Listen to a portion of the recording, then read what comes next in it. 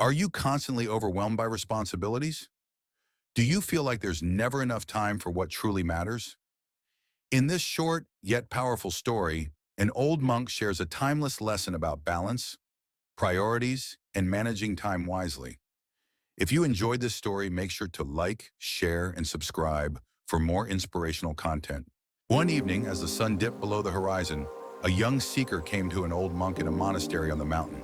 The young man was troubled, overwhelmed by his responsibilities, and always felt there was never enough time to do everything he needed. The monk smiled and led the young man to the monastery's well. Beside it stood two large buckets, one empty, one filled with water. "Tell me," the monk said, pointing to the full bucket, "if I keep pouring more water into this already full bucket, what will happen?" "It will overflow," the young man replied. The monk nodded. "And what if I never refill the empty bucket?"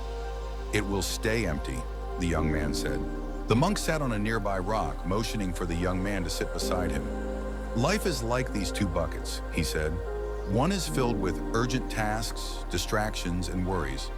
The other is filled with purpose, rest, and the things that truly matter.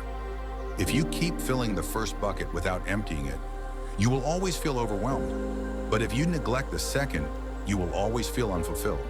The young man listened intently. "The secret," the monk continued, "is balance.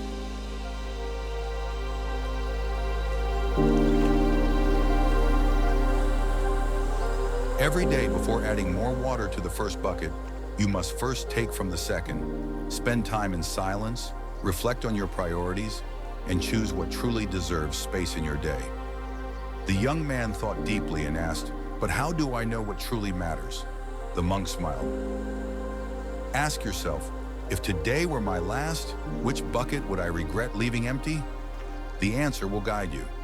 From that day forward, the young man lived by the lesson of the two buckets, ensuring that time was not just managed, but also meaningfully spent. And so, my dear listener, ask yourself, which bucket are you filling today?